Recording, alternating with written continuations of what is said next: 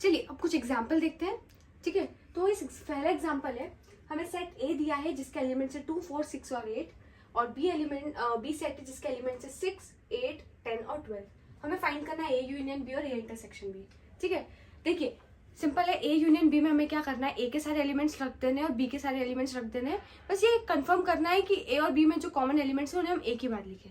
ठीक है, तो बेसिकली यूनियन में क्या होता है, यूनियन में हमारा एक भी एलिमेंट ऐसा नहीं छूटना चाहिए जो ए का हिस्सा है और बी का हिस्सा है। ठीक है, ए के सारे एलिमेंट्स उसमें आने चाहिए कंपल्सरीली, और बी के भी सारे एलिमेंट्स उसमें आने चाहिए। ठीक है, पर इंटरसेक्शन में सिर्फ वो एलिमेंट्स आने चाहिए जो ए और बी दोनों में कॉमन है।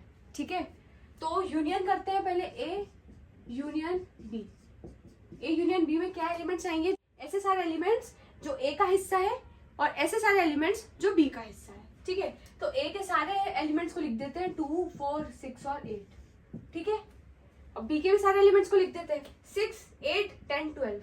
पर हमें नोटिस करना है कि 6 और 8 ऑलरेडी है, लिखा हुआ है, तो सिर्फ 10 और 12 को लिख देते हैं, क्योंकि हम एलिमेंट्स को रिपीट करेंगे वो मैटर नहीं करता है। हमें सही तरीका रिप्रेजेंट करने का अच्छा तरीका ये है कि हम सारे एलिमेंट्स को सिर्फ एक बार लिखें। ठीक है, तो मान लीजिए यूनियन में आपको देखिए करना क्या है, किसी भी दो सेट को यूनियन करना है आपको, तो उस ए के सारे एलिमेंट्स लिख दीजिए, बी के सारे एलिमेंट्स लिख दीजिए, और उन दोनों में जो कॉमन एलिमेंट्स है उनको सिर्फ एक ही बार लिखने का चेक कर लीजिएगा कि आपने किसी को रिपीट तो नहीं किया बस। ठीक है, तो 2, 4, 6, 8 ये सारे आ गए, 6, 8, 10, 12 बी के भी सारे एलिमेंट्स आ गए।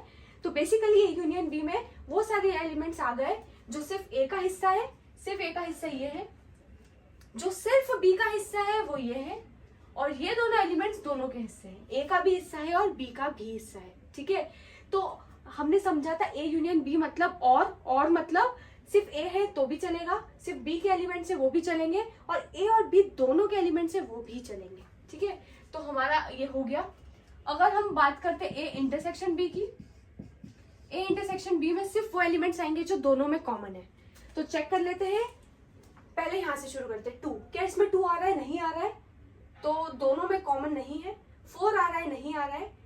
6 आ रहा है, हाँ 6 इसमें भी है और इसमें भी है। ठीक है, 6 इसमें भी है और 6 इसमें भी है, तो हम पहले एलिमेंट 6 लिख लेते हैं। ठीक है, नेक्स्ट 8 इसमें भी है और 8 इसमें भी है, तो 8 भी लिख लेते हैं।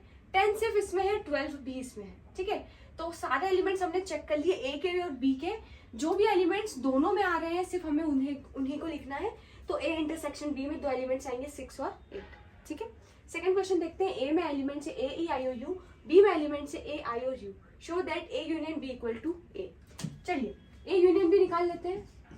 ए यूनियन बी में कौन कौन से एलिमेंट्स आएंगे, देखिए ए के सारे एलिमेंट्स आएंगे और बी के भी सारे एलिमेंट्स आएंगे। ए के सारे एलिमेंट्स लिख दीजिए ए ई आई ओ यू। अब बी के सारे एलिमेंट्स लिख दीजिए। ए ऑलरेडी लिख चुके हैं तो वापस लिखने की जरूरत नहीं। आई भी लिख चुके हैं, फिर से लिखने की जरूरत नहीं। यू भी लिख चुके हैं, फिर से लिखने की जरूरत नहीं है। तो ये हो गया हमारा ए यूनियन बी कंप्लीट। अब हम यहाँ पे कंपेयर कर सकते हैं यार, ए यूनियन बी और ए यूनियन बी ये है सेट, ये सेट और ए सेट एग्जैक्टली सेम है, इसके सारे एलिमेंट्स इसमें और इसके सारे एलिमेंट्स इसमें है। तो हम बोल सकते हैं कि A union B equals to A in this case. क्यों, सिर्फ इस केस में क्यों, क्योंकि हम चेक कर सकते हैं, देखिए किसी भी दो सेट को इक्वल, ये एक सेट है ये एक सेट है, इनको आपस में इक्वल करने की कंडीशन हमें पता है, इसके सारे एलिमेंट्स इसमें आने चाहिए और इसके सारे एलिमेंट्स इसमें आने चाहिए, राइट।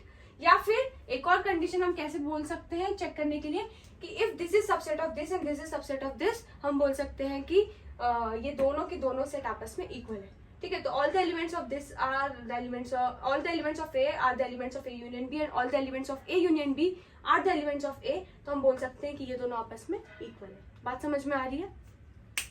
नेक्स्ट है let X be a set where the elements are Ram, Geeta and Akbar.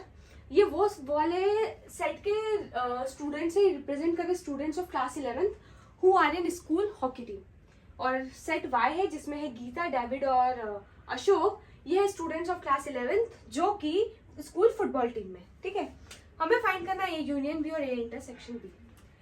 ठीक है, ए यूनियन बी मतलब क्या रिप्रेजेंट होगा, ऐसे सारे बच्चे जो या तो फुटबॉल टीम में है या तो हॉकी टीम में है। ठीक है, या तो दोनों की टीम में है। ठीक है, या तो सिर्फ हॉकी में है या तो सिर्फ फुटबॉल में है या तो दोनों में है। ठीक है, तो हमें पता है एक्स यूनियन वाई क्या होगा, इसके सारे एलिमेंट्स को लिख दो और इसके सारे एलिमेंट्स को लिख दो।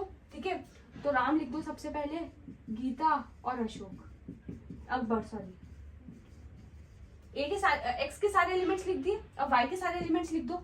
गीता हम एक बार ऑलरेडी लिख चुके हैं तो फिर से लिखने की जरूरत नहीं है, डेविड, अशोका,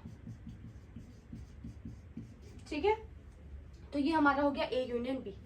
ये रिप्रेजेंट कर रहा है वो सारे स्टूडेंट्स जो या तो स्कूल हॉकी टीम में है, या तो स्कूल फुटबॉल टीम में है, या तो दोनों स्कूल हॉकी टीम में भी है और स्कूल फुटबॉल टीम में भी है, ठीक है।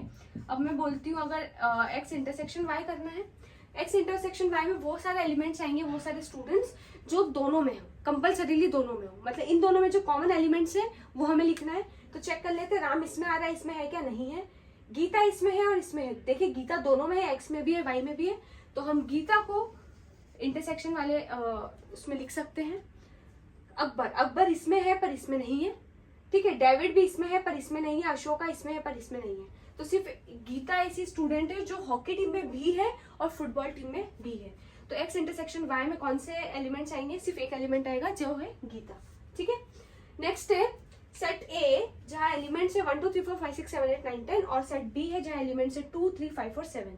हमें फाइंड करना है ए इंटरसेक्शन बी, ठीक है। ए इंटरसेक्शन बी के लिए हमें सिर्फ एक चीज करनी है, हमें चेक करना है दोनों सेट्स में जो कॉमन है वो लिख देना है, ठीक है। चलिए शुरू करते हैं। 1 इसमें है क्या, नहीं है, तो 1 को अपने नहीं लिखना है। 2 इसमें है, हाँ दोनों में है। 3 इसमें भी है, हाँ है। 4 नहीं, इसमें नहीं है। 5 इसमें भी है और इसमें भी है, ठीक है। 6 नहीं है। 7 हाँ दोनों में है। 8 नहीं है, 9 नहीं है, 10 नहीं है, ठीक है। तो ये सिर्फ 4 एलिमेंट है जो सेट ए में भी है और सेट बी में भी है, जो कि है 2 3 5 और 7। तो ए इंटरसेक्शन बी हमारा आ गया 2 3 5 और 7, ठीक है। अच्छे से समझ में आ रहा है क्वेश्चन। अगर हमें इंटरसेक्शन निकालना है तो हमें सिर्फ वो एलिमेंट्स देखने हैं जो दोनों में आ रहे हैं। अगर हमें यूनियन निकालना है तो हमें वो सारे एलिमेंट्स लिखने हैं जो ए के हैं, हमें वो भी एलिमेंट्स लिख देने हैं जो बी के हैं। बस हमें एक चीज मेक श्योर करनी है कि हम सारे एलिमेंट्स को सिर्फ एक बार लिखें। अगर ए और बी में कोई एलिमेंट्स कॉमन है तो हमें उसे 2 बार नहीं लिखना है, ठीक है। चलिए यहाँ पे आई होप आपको अच्छे से समझ में आ रहा है। किसी भी तरीके से हम आपको रोस्टर फॉर्म में क्वेश्चंस देंगे तो आपको उसके ए यूनियन बी और ए इंटरसेक्शन बी कैसे निकालना है